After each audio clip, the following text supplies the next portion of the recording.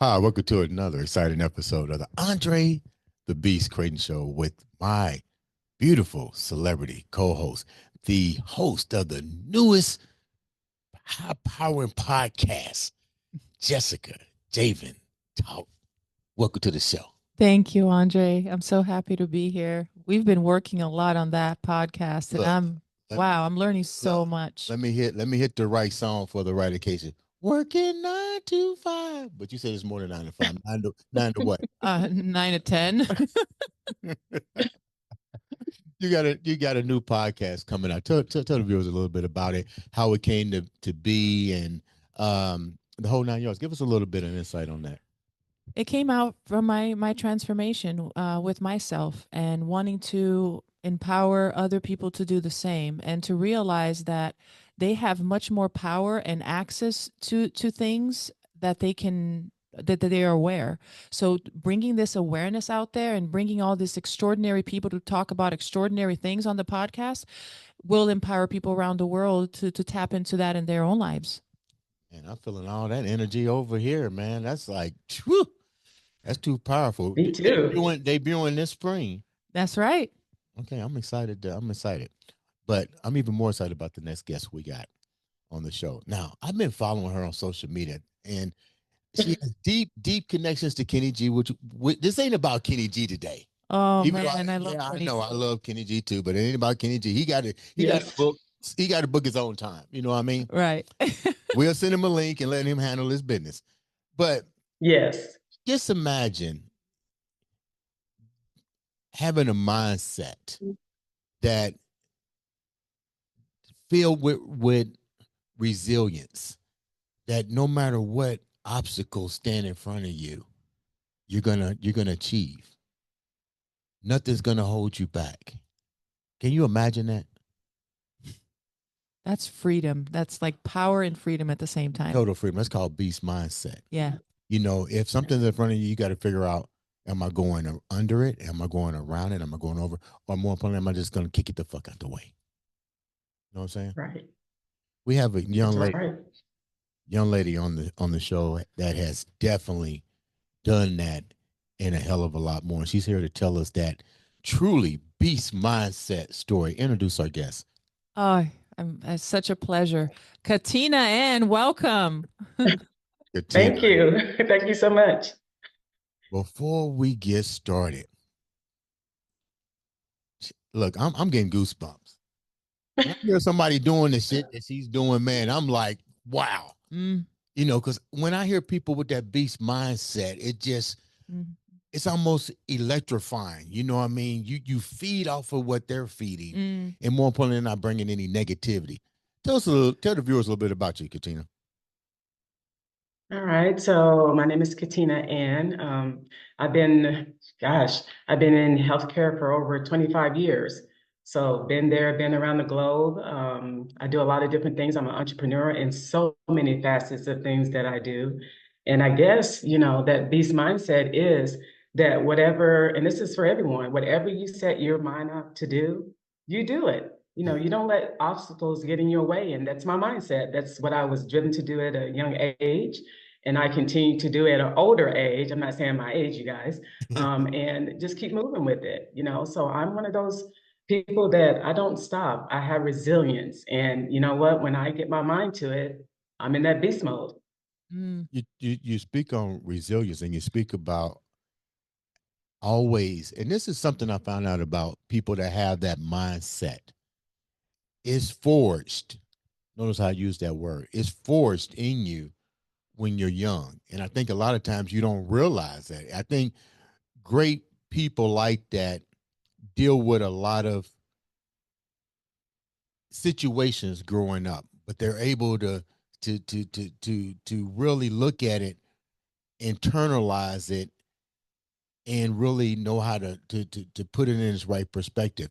With that said, growing up as where did you grow up and what was your childhood like? Because a lot of this stuff starts at a young age. Because you hear a lot of people when you ask them what was your childhood like, if their childhood like was filled with a lot of trauma, they have a tendency to be what I call a late bloomer. They have very difficult times trying to um, do what you said. Um, what's the word about your podcast? Changing the outlook, the mindset about how they approach life. What was childhood like for you? So with me growing up, believe it or not, so I was actually, we call it tomboy. So I was actually a athlete. So I did a lot of different sports. I did basketball, track, and volleyball. Mm. All American in college. Just very humbled on what I've done. Won national championships, and as a child, I guess my parents instilled in me that whatever you do, whether you fail, whether you succeed, you be humble about it. You know, if I won a national championship, okay, but you know what? I keep working hard to be better and better and better. And so as a child, with my family giving me that, you know, it was instilled in me, and it still is to today. You know, if I succeed at something, okay, I'm gonna go to something else and I'm gonna be better and I'm gonna be better. I'm not gonna be satisfied. And Mm. I think as a child, I think that is what really drilled who I am today, is my parents just making me believe that whatever we do it out of humbleness. We do it out of, you know, the want to, not the willing not to want to, and you keep going with it. And I've instilled that all my life. And that's just who I am. Where were you raised? Because you're in Illinois. Were you Um, raised in Illinois? no, I was not. No. Where are you from? I am from an area out of southern Missouri, actually, in the Really? Missouri area. Yeah. Okay. Now, with so much resilience, you know what? Your resume sounds almost like mine, and a lot of people. I'm kind of like you. I don't share all my accolades and things I've accomplished because I'm kind of like, Right. okay, what's the next one? I remember individuals didn't even know I was an Olympic candidate in the Olympics, and they was like, wow, and the way a lot of people found out, my dad had news clippings, and I didn't even know he had the news clippings, and people was like, well, why don't you? It's funny because people say, why don't you share that stuff? And I almost consider it like boasting. I'm like, look, that was a part of my life. I did it. Let's move on. You sound like the same type of blueprint. Like, okay, I'm a national athlete, all American. I was too. Hey, that was then. Let's keep moving forward. With that said, even though individuals like you and I have accomplished these type of things, we're still met with some obstacle. That's just life. When you open the door, everything's you're stepping in what I call the real world, real things. What were at least three of the things that you had to overcome uh, through this journey?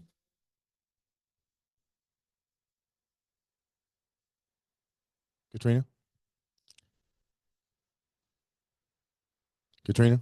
Did she freeze? I think she froze. Katina? Can you hear us? Let's see if she comes back because we can edit it.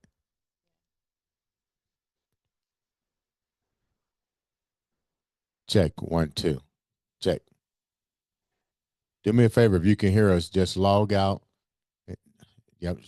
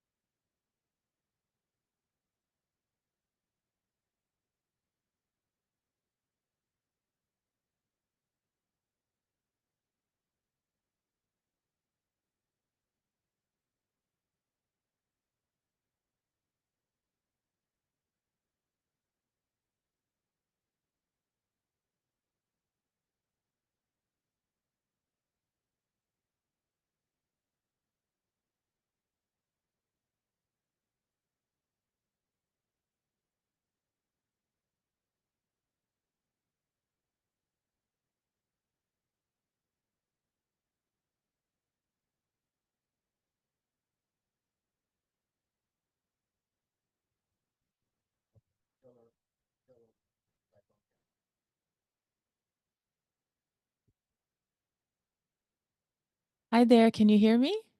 Yes, I can. Good. Wow. That was Good. it just poof. Yeah. So Andre is just Sorry about that. restarting and he's coming, and we'll edit Okay. that part out and we'll just take it from where we stop with the last question. I think Absolutely. there you Okay, go. we ready? Start from the last question. Ready. Okay, so the last, were you able to hear the last question? No, I did not. I Okay, don't think so. okay, let's start over. One, two, three. With so much of things that you've accomplished, which is truly great, I can relate to a lot of that, accomplishing and so forth, and being humble at the same time. But people fail to realize that you still got to open that door and walk into what I call the real world, where you're still dealing with people, issues, and so forth, and it's going to come back and affect you in some kind of way. Give me 3 moments of your life that this has happened to you. I would say starting off as a nurse in some facilities, your self-worth is more than everything. Coming out as a young nurse, the older, populations with the veterans of nursing, they usually don't look at the younger ones the same. We have to kind of get in where we fit in that. And I think just because of my energy and the way I was built, I had to show like a lot of tenacity of who I was as a nurse, if that makes sense. More of, you have to gain that trust, that respect of knowing that, this young lady is a nurse, she's doing her thing, and she's kind of where we are. How do you overcome that? So that mindset is you just keep pushing, you keep working, and you know what? I drown out the noise. So that's one. The second one is I'm a licensed nursing home administrator. I've been for over 10 years and I managed over 17 facilities. And so when you have that many responsibilities over thousands of employees, everybody look at you on a level of she's here to what? What is she here for? And so you have to be willing to overcome the mindset, the pushback. Is she here to help us? Is she here to hurt us? And so I think that one is the main one that really gave me more of an insight of where I am today. Of what, there's thousands of people out here in the world, and you're going to have so many mindsets coming at you with different opinions, different abilities, and you got to be able to overcome that. And I think that is actually the main one. And the last one is just here in the present today, just being who you are. I mean, with what we build and what we've gained over our lives, you're still going to get that, and I still do. But the willingness just to keep moving on, I think, is just how I'm built. That's just who I am. So I don't let it affect me. If it does, I know how to take care of it and I move on. You're a woman of color, and you're a strong woman. You can tell. Um, a lot of times, being a female with that type of strength and empowerment can be intimidating not only to other women, but it can be intimidating to males as well. Have you ever ran into to where you felt like maybe you had to, what's the word I want to use? A lot of people call it imposter syndrome, but where you had to tone your stuff down to be able to fit in. And when you had to do that, give me some examples of that. And then when you look back on it now, would you had done it? Because when you have to change yourself to fit into any type of role, me personally, I don't think I've had it happen to me a lot of times, but I know we have all done it. But at the end of the day, you feel like you've been castrated. That why did I have to do that to fit in? And more importantly, was it really worth it at the end? Especially if it's related to a job. You're gonna fire me anyway, but I've been playing, Yeah. shine your shoes, yes sir, no sir, sir, to fit in. You know what I mean? Has that ever happened to you? Absolutely. Actually, it's happened to me several times. I guess, like you said, with the energy that you have, I think a lot of times people are actually made, not just by like, I want you to do it, but they're actually made to tone down. And so what I've encountered and I'll never forget this day, I actually managed a facility that was in trouble. We had a lot of, state issues. I'm usually the person that comes in and we help clear those things with, reports and things. And I sat in that building as administrator for about 6 months, but starting off, it was horrible. So the owner is the one that I actually had to actually coordinate with, because not only were we in problems with the facility, but we actually had a remodel going on. So we were remodeling like Alzheimer's units and just the whole facility, that what took me like 3 months to get going, it took his regional team like a year. It's been sitting there a year. And so I guess when I sat in the facility, and I'll never forget this, I started getting things moving, getting the right people in order to, get what we needed to do the project of the facility and also manage the facility. Right. And so it was we have what you call regional groups that come in and they kind of oversee the buildings of what administrator does. And so I think that moment of toning down was that whenever you come into a position and if you have that mindset of like, I'm going to get it done no matter what it takes. I'm like, Jessica, 9 to 12, 9 to 12 the next morning, we do what it takes to get it done. And so with that being said, it was a mindset of, you're doing too much. You need to slow down. We can't keep up. We don't want it to be, just take your time. And I think it was more of that. It was something that I was able to do myself with my team in the facility versus what the regionals couldn't do out in the open. They had this force, they had more, I would say, more resources to get it done. But with that sense, it was almost like, okay, you need to tone it down. You're moving too fast. It's almost like you're making me look bad. And so I think that was one moment to where if I look back on it, Mhm. I wouldn't have done anything different because that's how I'm built. Wow. You got a question, Jessica? Yeah. I love what you said, and that makes me. I'm a firm believer of not seeing the mistakes as a setback, but as an opportunity for learning and for growth. Yes. So I love that. And when you see it like that is where you just open doors to opportunity, instead of holding yourself back. So I love what you said. You talked about I can feel the passion with the healthcare industry, and I'm gonna be blunt about this as it relates to questions because part of the show is to educate people and bring awareness.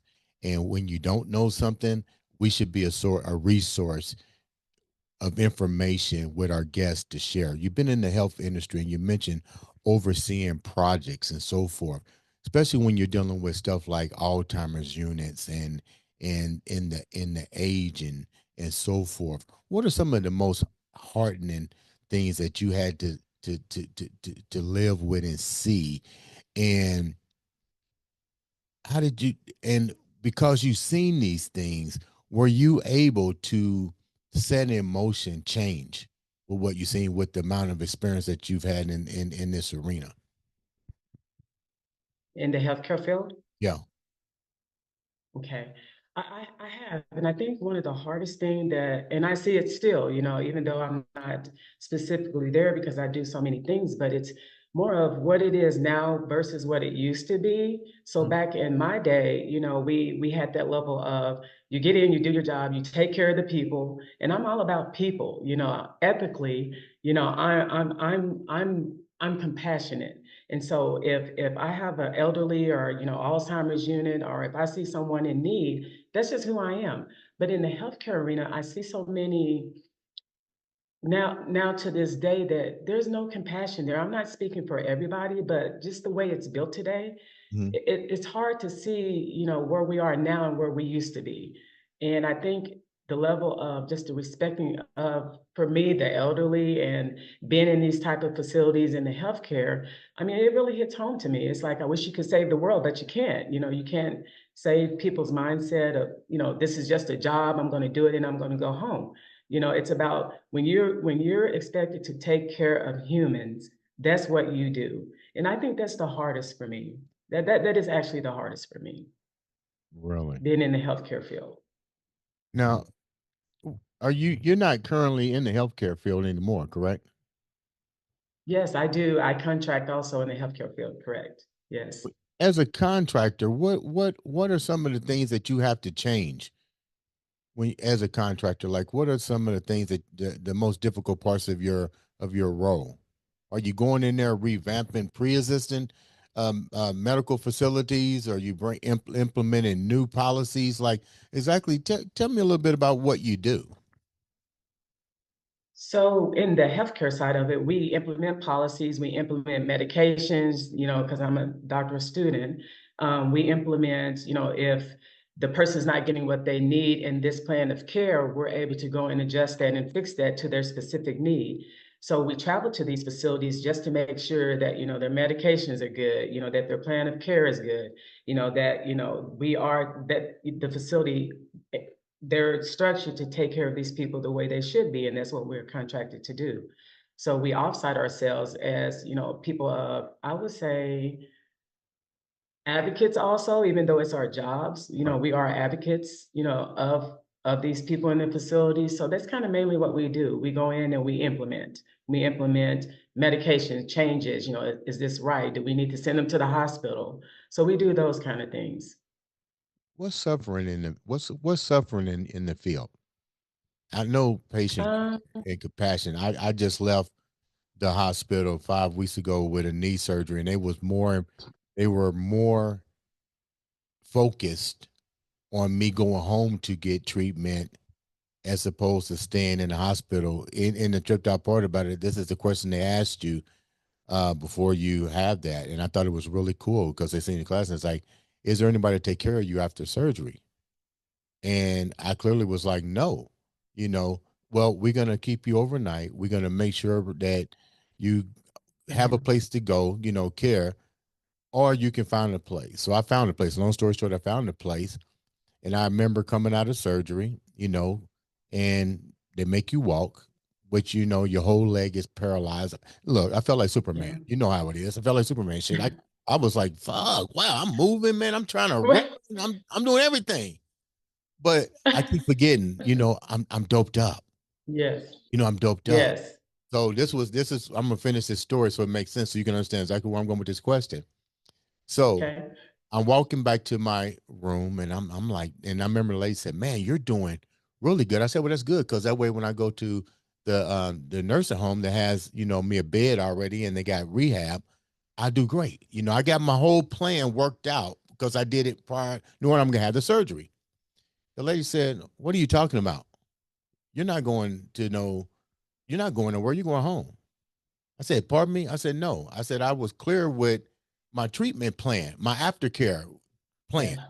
Yeah. He was like, "Oh no, we don't send people there. You going home." Yeah. Wow. I got emotional because I'm like, it was almost like the Twilight Zone. Yeah. I was like, what are you Yeah. talking about? Now I'm already just coming out of surgery, but now you're traumatizing me. You know what I'm saying? So that comes with the compassion Yeah. that you're talking about. They were so adamant about sending me home that luckily I knew one of the surgeon nurses there. She came and talked to me. She's like, "Dre, they're trying to send you home." I said, "Home to where? I mean, like nobody's there to take care of me. I already got my aftercare plan." So she went back. I stayed overnight. But the long story short, they wound up kicking me out. They said it was going to send me Hmm. where I was supposed to go, but they never did. But then I figured out when I went back to the doctor, to get my other knee done. This was like 2 weeks ago. And I said, "Look, I don't want the same thing that happened to me 5 weeks ago. Are you going to be able to send me to the treatment place so I can get treatment? If not, I need to come up with plan B."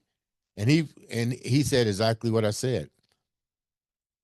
They don't have the time to do that. The ideal is to numb your leg. Pain medicine wears off within 48 hours and you're at home. This takes the responsibility away from the hospital, puts the responsibility on your family, and they call Yeah. it, they know what Yeah. it's called the level of care. So my level of Yeah. care, this was I figured all of this out. The policy that you're going to talk about. The policy was to get me out and get me home and to not be a burden or cost dollars to the hospital. So it would have cost them more time to fill out a simple paperwork on my level of care to go to a place that I already been approved for. But it was easier to say his level of care is great. He's able to walk, he's able to do this, he's able to do that. But they failed to realize that's a false read. I'm numb. But you fill out the Absolutely. paperwork. Yeah, you fill out the paperwork saying I'm deemed to do this. So the insurance company won't allow me to go Ugh. to get my own care. So that's policy. So how has you've seen these things happen? How does that make you feel? Mm, man, it makes me feel really bad for our system. I'm just being honest. And when you talk about level of care, one of the things is insurance. So that's pretty much what it's boiled down to. So what we deal with is, so when you have a specific surgery or any type of procedure that requires pre-authorization from insurance companies or Right. whatever your plan is, HMO, PPO, it doesn't matter. So they base this off of, okay, number one, is Andre, does he have the strength to go home? Does he have the strength to take care of himself? Check. Yes, he does. Okay, insurance company won't pay for it only because in order to save the dollars, they're going to make sure that if we can check as much as we can, we're either going to send you home, or if we can, we are going to send you to a rehab or somewhere else.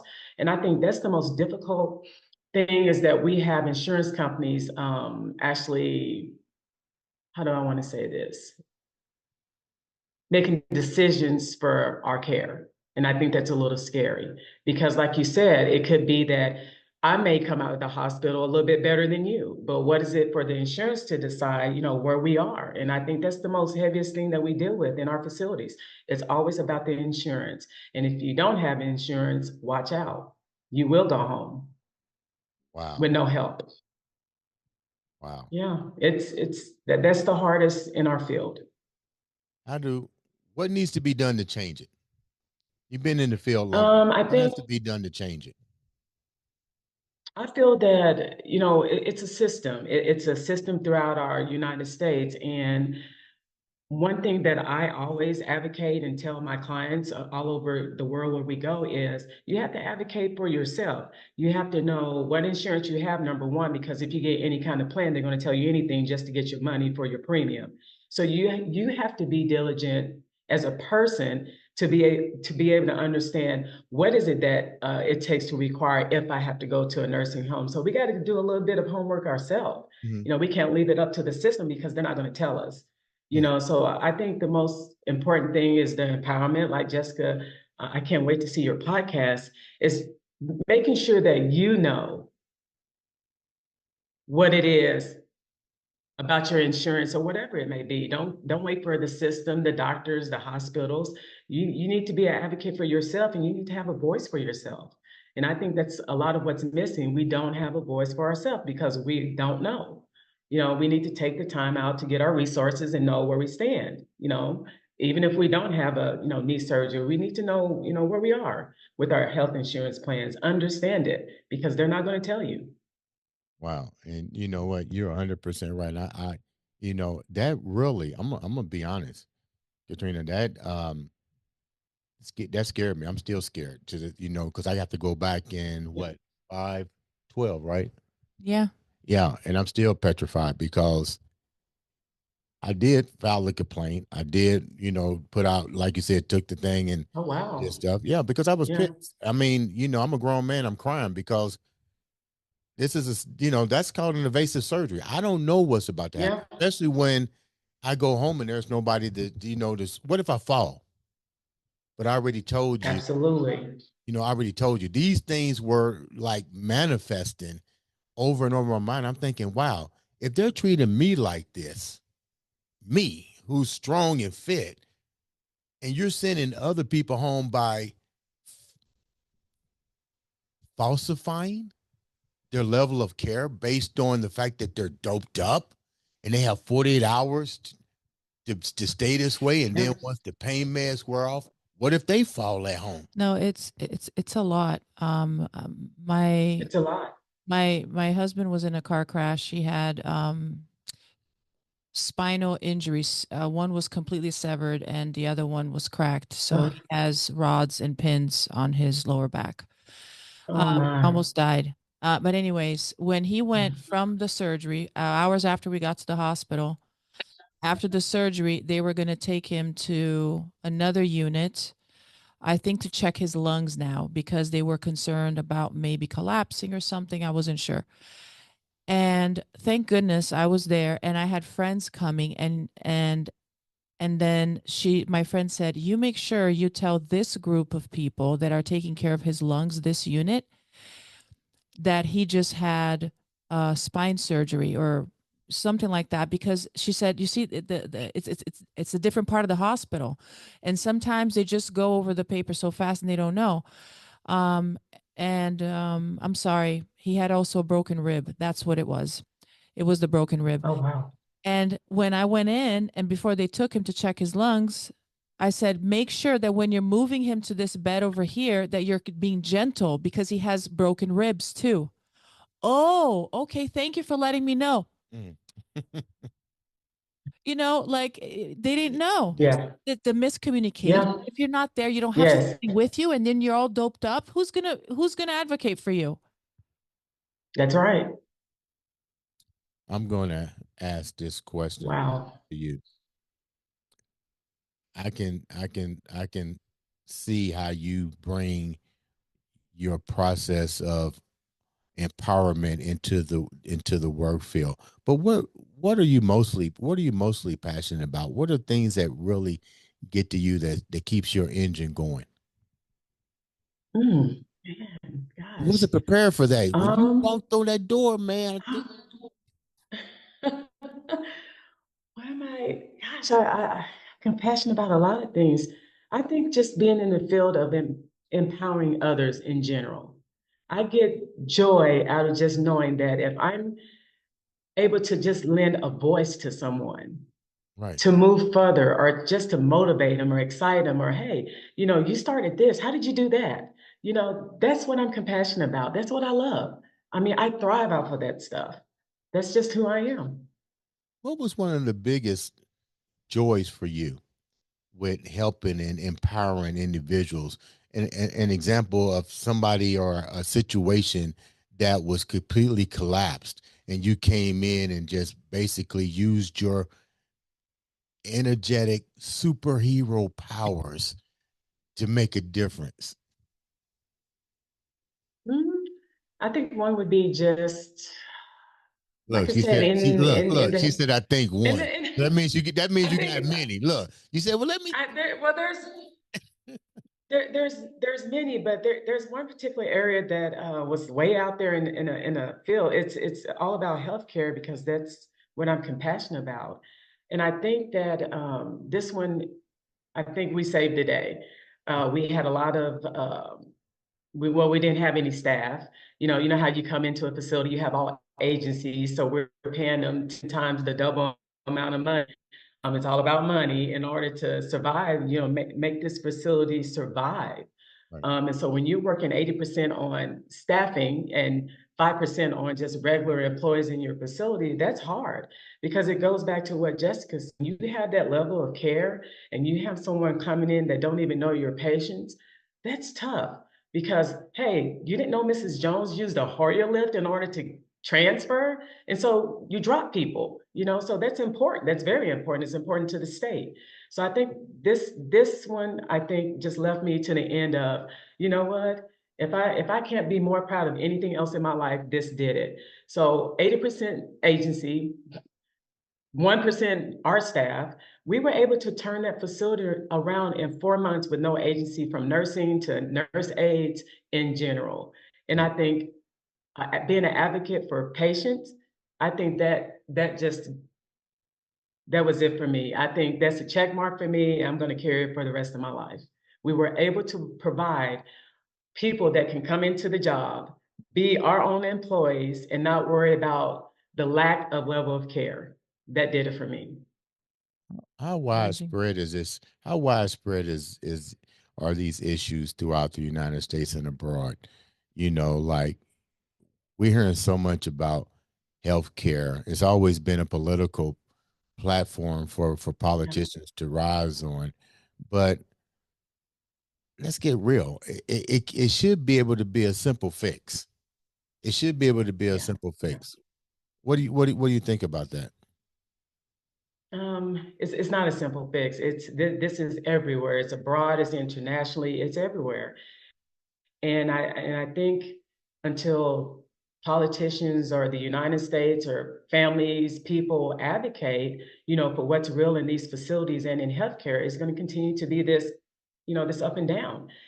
I don't know how it could be changed, whether it's policies, every facility has policies we have to abide by. So it's not a lack of it not being there. It's the lack of how do we get the government, the insurance companies to understand that in these healthcare facilities, we're dealing with humans. So what you may see on paper is not who you are when we have to take care of you. And I think that's going to be the biggest struggle from right now until the end of time. I think we're going to have to keep advocating, pushing, fighting, advocating for yourself in order to see a change. When that is, don't know. Is there a major what from your expertise? What's the major difference between the corporate side in the private sector as it relates to healthcare treatment and policy? Um, as far as like on a corporate level of the Yeah, ownership or on a corporate level of ownership. but just in So general, as a because I know you're dealing with the main topic is policy with healthcare. So, do yeah, corporate get a different set of rules? Does the independent corporations get a different set of views and values? Because um, I know personally they got different healthcare organizations. Some are independently owned and operated. Some of them are, like you said, corporate. Is there a difference in the way? Um, Naturally, there's a difference with funding, but is there a difference in policy? Because if somebody says, "Well, I'm going over here because they're a private sector, they're not going to treat me like this." You know what I mean? So, what's your take on that? Like, what's your overall view between independent and corporate type funding places? okay, well, there's two things. So in any institute, whether it's private sector, privately owned, corporation, LLC, it doesn't matter. It's healthcare. So when you look at skilled nursing, you look at private sectors, you looked at residential sectors, there is a difference. It's a difference in policies. So for skilled nursing, we're driven by the state, we're driven by laws, we're driven by Department of Health and Senior Services. Residential, you don't have so many policies, you have to abide by the policies of the corporate level. But as far as dealing with the state, you don't have to institute so many policies as far as Medicaid and Medicare regulations. So there's a difference. But the overall, I think the overall division of this is everybody has policies. When you join a organization or buy an organization, you still have to do the missions, the policies, and you have to stand by those. You can't change them unless you institute them, for the better. Um, they're all driven the same as far as how we take care of people, but on the private sector, residential sector, it is driven by the regulations of the state. So you So still if I came into, mhm. so you still can be treated the same no matter which one. So you hear people say, "Well, I would never go to this one. I'm gonna go to a private." But you're saying if they still follow somewhat the same guidelines, you can still be treated like shit, even if you're an independent. I was just get I was I was getting to that. No matter if you're private, skilled, it comes from the people within that you hire. And I hate to say this, but I've seen it so many times. It doesn't matter if you're the Royalton Suites of Paris. It doesn't matter if you're the Queen of Elizabeth of Italy. If the person that you hire doesn't have the capability of caring, Mhm. or if the company doesn't have the capability of following their mission and goals of what they set out to do, which is, you know what, if we hire you to come on to take care of our people, do that. If you don't understand the insurance when you bring our clients in, we are the ones that are supposed to educate you when you come into our facility on what you have in your insurance and what to expect when you walk in the door.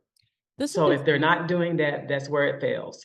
doesn't this sound a little bit that this is a screening and training thing issue? It is Does, 100%. 100%. with that said, before we close, what do you want to be known for? You've worn so many hats and achieved so many things, and my hats off to you for bringing this information about healthcare and patient care, and for people to understand that I don't even know if it's a situation we can all work together because these policies have been around forever. And I'm a firm Ever. believer we need to go back and relook at these policies, whether it be in the healthcare industry, whether it need to be in the judicial system, whether it need to be in corporate America. Everything starts with policies. And if you look at it from the get go, a lot of these policies have Yep, been outdated and not updated. you got it. What do you want to be known for? The lady of that's fighting for healthcare and patient advocacy. I mean, what do you want to be known for? What's your next mission here? What I want to be known for is just having a voice for myself and others. I'm not going to change as far as my endeavors. I do so many because I'm driven. So whatever this piece is over here is not going to change who I want to be. I am my authentic self. So being known for just a person of honesty, trust, integrity, and knowing that if you talk with me or if I meet you or in person, I am who I am. I don't change my stripes. I don't change who I am. You like me, love me. If you don't, I'm so sad you missed out on an opportunity to know me, but I Right. keep moving on. So I guess it's my own authentic self. Know me for my own authentic self. Out of so many things that you're doing, why healthcare over all the other things that you're so passionate about? I started with healthcare. I love it. It's a compassion. Like I said, I love people and just helping. And it's not about elderly. We have younger people that's in nursing care, Yeah. 18, 19, 20 years old. Mhm. So it's just about treating human beings the way you want to be treated. And I think that's the biggest part about my healthcare. That's what I love.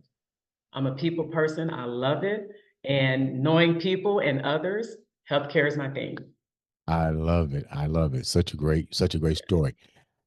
And you're a wealth of information. So this is where I'm going with this part as we great close out. I'm pretty sure you don't mind sharing your knowledge and expertise with individuals that may have questions concerning the healthcare industry, patient care, whatever. We like to be a resource for people. How can people reach out to you? And I'm pretty sure you'd be willing to share your knowledge with them if they have questions that they're concerned about as it relates to healthcare. Can they reach out to you? They can reach out through my social media, direct message me. It's open. Um, I can email my email. I mean, I think social media, if they want to reach out to me, is the best. Or if they see the show and they say, Andre, who's this person? You feel free to give them my number, my email. I'm open. I'm What's your open. social I'm all media? about What's helping your social others. media handles that they can reach out to you on? So Email. Instagram is Model Beauty Katina Ann. I'm a model by trade. Facebook is Katina Ann. So they can reach me out through that. You're a model. Wait a minute. You're not getting off Yeah. that easy. She's a model too. So you're not getting off that easy. I don't get many models on the show, dog. So what's some of the I do modeling many stuff of things. yeah, what's some of the modeling stuff you've done? Fashion brands younger and to now, I do fashion brands for companies where, like I model their items or if they want me to model like a specific shade or pants or things like that back in the day, runways, just a lot of different like multifaceted things that I did with modeling. Fun, actually fun. Still in it today. You're So gonna say, Jessica. No, I'm just relating to her from the beginning till the end. Eugene, thank you so much for taking time to come on the show. But before you're we leave, let's welcome. close out and talk about the new podcast airing this spring. Jessica Javen's Talk. Jessica, give us a little bit of update on that show. Well, we're wrapping up a full 7 days of work onto a full season, which I'm very happy. What an amazing journey it was, and so much to learn throughout the world of podcasting, which I'm impressed. So I'm leaving here better than I arrived, and very happy and accomplished, and cannot wait to share it with the world. What about the chicken barbecue hot sandwich that I introduced you to? Did you like that? Oh, that was good. Yeah. We had all our meals working. Oh, so once again, let's say thank you so Wow. much, Katrina, for coming on to the show. Definitely will have you come back. Ladies and gentlemen, help me here. This has been another exciting Exciting episode episode of the of Andre Andre the Beast Beast Crayton. Crayton.